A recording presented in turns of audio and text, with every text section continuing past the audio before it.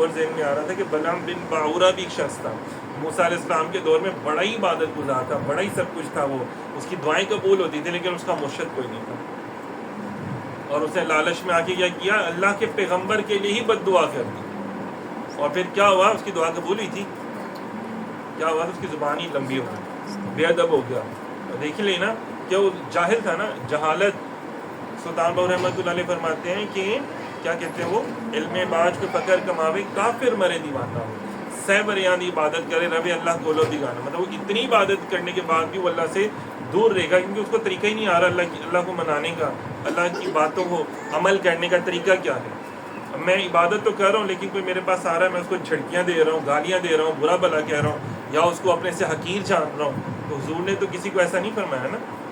بلکہ یہاں تک ہے کہ ایک وائٹ داڑھی والے شخص کو جا رہا تھا تو حضور نے کہا کہ اس کا پیچھا نہیں کرنا، حضرت ابوبکر صدیق رضی اللہ عنہ فرمایا یا رسول اللہ صلی اللہ علیہ وسلم وہ تو یہودی ہے، فرمایا کیا ہوا؟ اس کے چہرے پہ اللہ کا نور تو ہے نا۔ تو ایسے کئی واقعات ملتے ہیں کہ جو مسلمان نہیں بھی تھے تو حضرت ابوبکر صدیق رضی اللہ عنہ بوڑھوں کے گھروں میں جا کے ان کی صفائیاں بھی کرتے تھے اور ان کو کھانا پینا بھی کھلاتے تھے۔ حضرت عمر رضی اللہ عنہ نے کہا کہ اے ابوبکر آپ کیا مثال قائم کر کے جا رہے ہیں، ہم کیا کریں گے یہاں پہ؟ آپ اتنی بڑی مثال قائم کر دی آپ نے کہ بوڑھوں کی جو گھروں کی صفائی امیر المومنین کر رہا جا کے،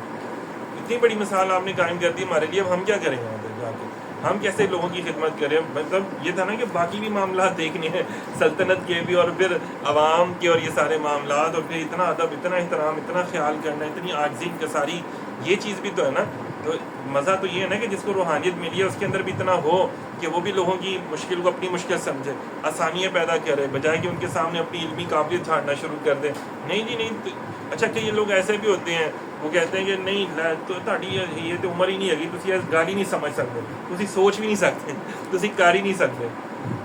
مطلب وہ صاف ہی کہہ دیتے ہیں نا۔ تو ہمارا تو الحمدللہ جو بابا جی کا آستانہ ہے، بابا جی نے تو جیسے ہم سے کوئی چیز نہیں چھپائی تو ہم بھی آگے کوئی چیز نہیں چھپاتے، ان کو تو ان کے مرشد سے جو چیز عطا ہوتی تھی فوراً آگے عطا کر دیتے تھے۔ آپ بھی دیکھ لیں جتنی بہنیں یہاں پہ بیٹھی ہوئی ہیں، ان کو تھوڑا تھوڑا سا ہی عرصہ ہوا ہے کہ 1 2 سال 5 سال چند ماہ، اور چند ماہ میں یا سالوں میں کتنا کچھ مل گیا، ورنہ تو لوگ کہتے ہیں جو کتابوں میں لکھا ہوا ہے نا 20 سال تک تو مرید کو اپنے مرشد کا ادب ہی نہیں آتا، 20 سال کا ٹائم پیریڈ رکھتے تھے وہ لوگ صرف ادب کا، اور اس کے بعد وہ علم ایسے بٹھا کے سکھانا شروع کرتے تھے، اور اس کے بعد کہیں جا کے روحانیت عطا ہوتی تھی۔ تو یہاں پہ تو دیکھیں نا، ابھی ہمارے پاس تو چند دن ہوتے ہیں، لوگ کہتے ہیں بھائی ہم ولی کیوں نہیں بنے ابھی تک، ہمیں تو ابھی تک دیدار ہی نہیں ہوا، ہم تو ابھی تک حضور کی بارگاہ میں نہیں پہنچے۔ تو ایسے تھوڑی نا ہوتا ہے، بارگاہ کا ادب بھی آنا چاہیے۔ حضور پہلے بھیجتے ہیں، یہ حضور ہی تو بھیجتے ہیں۔ حضرت سلطان بہو رحمۃ اللہ علیہ کو خود سرکار نے بیعت کیا تھا، لیکن اس کے بعد ان کا ہاتھ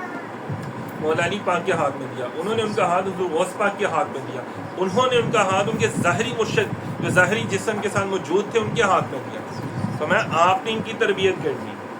تو وہ پھر تربیت جب انہوں نے کی، اور پھر انہوں نے سلطان باہو کو ایسا مقام عطا فرمایا اور ایسی تربیت کی کہ دیکھیں کہ انہوں نے 300 سے اوپر کتابیں لکھی، انہوں نے باقاعدہ لوگوں کی تعلیم و تربیت کی، اور آج ان کی لکھی ہوئی جو تعلیم ہے وہ پوری دنیا میں ماشاءاللہ سے عام ہے، لوگ اس کو پڑھ رہے ہیں، سمجھ رہے ہیں۔ اچھا، اس کے بعد آپ نے سوال کیا تھا مریض